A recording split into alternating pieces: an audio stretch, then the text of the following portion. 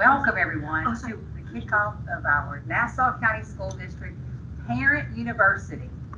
We have people joining us virtually as well as in person this evening. And we hope this first event will give you more information about high school credits, graduation requirements, as well as scholarship opportunities. There's just a reminder that this will be recorded so you can refer back to it later. So this evening we have 5 of our counselors who will be providing information for you during this session. We have Mr. Rob Hicks from Ferny Beach High School. We have Ms. Heather Eddy from West Nassau High School. We have Ms. Blair Harris from West Nassau High School. And we have Ms. Michelle Long from West Nassau High School. So I'm going to pass it off to Mr. Rob Hicks now as we kick off our first event. Hello. So we're going to talk about what it takes to graduate. And these are the required credits that a student needs to graduate. It's just kind of the very basics of these. And the state of Florida defines these by state law. So students need 4 credits of English, 4 credits of math, including credit in Algebra 1 and credit in geometry, 3 credits in science, including a credit in biology, 3 credits in social studies, including world history, U.S. history, and half a credit each in United States government economics. 1 credit in HOPE. HOPE is kind of a PE and health class hybrid. 1 credit in art or career technical education. And then for students who are in the class of 2027 or beyond, so this would be sophomores, current sophomores, or freshmen, will also need a half credit in personal financial literacy. In addition to those required credits, students need a total of 24 credits in order to graduate.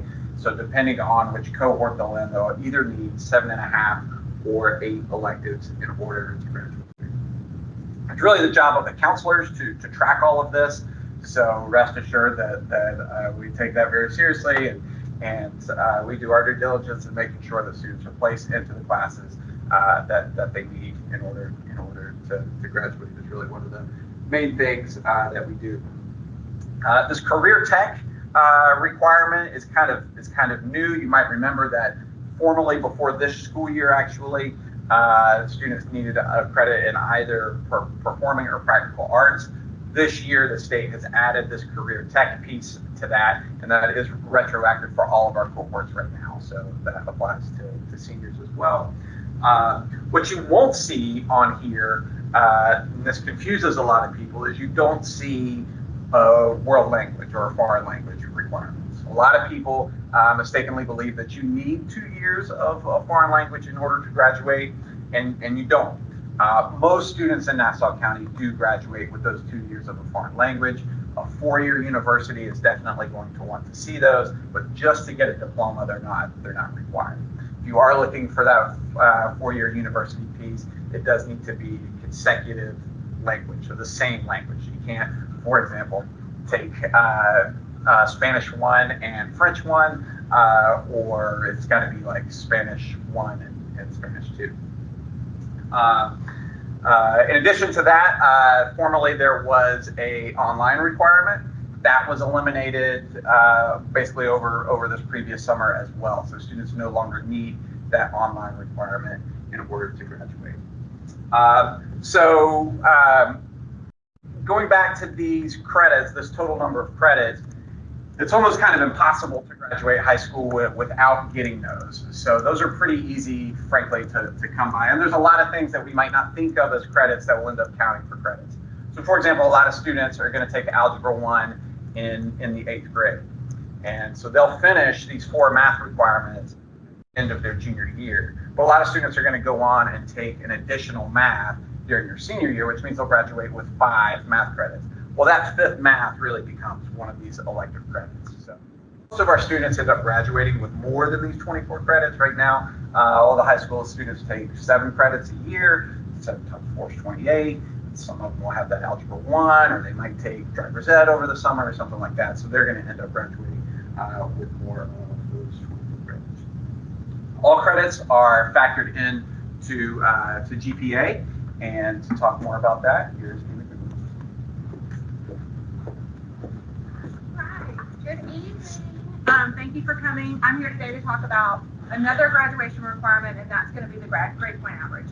So 2.0 GPA is cumulative grade point average is what is required for students to graduate. So what does that mean? What is a GPA? Where does it come from? So all letter grades are issued a numerical value. And so you can see here on the slide, an A is going to equal 4 points, a B is 3, a C is 2, a D is 1 point, and an F is no points.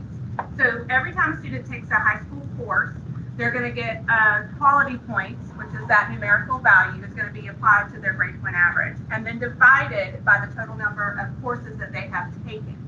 So if you look here at the example, this is John. This is how he finished 9th grade. He took English 1, made a B. That's going to be 3 quality points. He took Algebra 1, made a C. That's 2.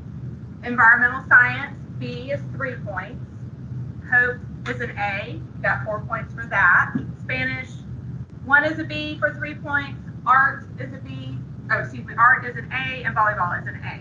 So if you add up those numbers, that's going to add up to 23. So we're going to divide that number by 7, which is the total number of courses that he took or credits that he earned for the 9th grade. And when you divide that, you're going to get a GPA of a 3.285. So that's where their grade point average comes from. Keeping in mind that every course that a student takes gets calculated in, beginning with any high school courses taken in 8th grade. So if your 8th graders taking Algebra 1, if they're taking Hope, or they're taking Spanish, or any of those courses, that's going to get calculated into that cumulative final grade point average that we take all the way through to the end of their senior year. Keeping in mind, D's, even though you get a point and you do get a credit, these are credit earning. D is a 1.0, and that's really going to bring down a student's grade point average. So these are not helpful. They really need to be careful when you're looking at those things and understanding that that's going to bring that below that threshold of a 2.0. We have to have that minimum GPA in order to graduate. So bottom line, A's, B's, and C's will keep you above that 2.0 mark, and that's what we're shooting for. But this is how you're going to get to that number. After every semester, GPA is recalculated in high school. Students are earning half credits at the end of each semester, so you'll see a change at the end of every semester to your child's GPA. So that's GPA in a snapshot, and I'm going to move it on now to Ms. Long from West Nashville High School. She's going to talk about assessments. Good evening. In addition to earning 24 credits and obtaining an unweighted 2.0 GPA, there are also 2 required tests that the state requires. That's the Algebra End of Course exam and then the 10th grade English test for FAST. And they have to earn a level 3 or higher in order to receive their eligibility for graduation. They may also earn a concordant score by taking an SAT, an ACT, or the classic learning test. Students also have to sit for state end of course exams that count for 30% of their final grade. This includes geometry, biology, US history, and while it's not a pass-fail like algebra, it does impact their final grade in the class. The last test that the state requires is the Florida Civics Literacy exam. If the students pass this class and this test, they earn a passing score on the assessment and they're exempt from post-secondary civics literacy in the Florida college system. Next up, we have Ms. Harris to talk about scholarships. Hello. So scholarships are a very popular conversation that parents, mostly parents, students do worry about it, but parents probably first worry about coming into high school, but particularly in that senior year, moving like, okay, this is what we're choosing. How do we, now we're on to the money part, the money aspect of it. So scholarship requirements vary. Individual scholarships require different things. It might be merit-based, it might be socioeconomic based. So you have to look at those specific requirements. Most do look at grades and test scores. Again, the requirements vary. Some have lower, some have higher. Scholarships target students who are attending a university, a college, or trade school. So there's not one particular scholarship that's targeting, this is what my child is doing. So scholarships are looking for all types of students and different paths that they are taking after high school. Each individual high school posts scholarships on their school web pages. So when you go to the school web page, you can search school counseling department, and that's where I have attached the snippets that I took to show the individual pages. And I just did this last week. So each school has scholarships listed. Okay, it might vary from school to school how they organize that. They also more than likely have a paper copy of everything. We make those scholarships accessible to parents and to students because we want you guys to apply for them. The Nassau County School District webpage also lists scholarships along with links to all 4 high school web pages. So you're going to see the similar scholarships that are on these web pages are also on the district page. So you'll have to print them or look at them. Some of them are online. Like I said, they'll vary. So make sure you read the directions fully and make sure you meet the deadline. Money every year is just left sitting out there because students don't fill out scholarships because it requires potentially a little bit on their part writing an essay. A lot of it is tell us about yourself and why you're the most valuable candidate and why we should give you our money. So that's why students a lot of times don't tend to do that because they just don't want to write a lot of times. So making sure you do that and set aside time for that, especially your senior year. And up next is Ms. Eddy to discuss pathways and paths in high school. Good evening. Every high school in the Nassau County School District offers several different pathways that you can take. The career and technical, our CTE pathways, is probably one of our most popular, and coming up in February, we are celebrating Career and Technical Month.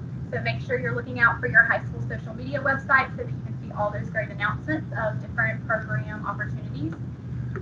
For our career and technical, students can learn prerequisite skills that they could possibly use post-secondary.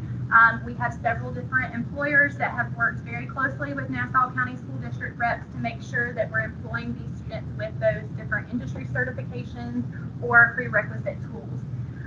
We have several different options at each high school, so in-house that students can take, and the guidance counselors will be explaining those to your students during registration. We also have our Red Bean Center, which is located at our FSBJ Nassau campus. Nassau County School District does provide transportation to and from all the local high schools, so that does not need to be an issue. Each one of those programs provides hands-on activities. So for instance, we have culinary, we have HVAC, we have different computer programs that are available over there at our Red Bean Center.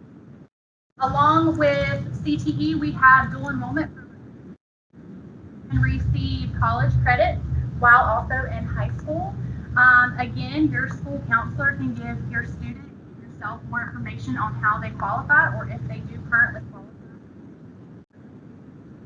This is completely provided by the school district, both books and the courses. It helps prepare your students for that post-secondary option if they do plan on doing dual enrollment. And finally, we have our honors courses, which include our AP courses and our general honors classes. We talked about GPA earlier with Ms. Brunwald, and you can receive weighted credit for this for your GPA. And it's also, again, very appealing to your colleges if that's something you want to do post-secondary. And we have our regular standard tracks, which we can also set you up and make sure that your child is successful for any post-secondary needs. And now I'm going to turn it over to Dr. Burns.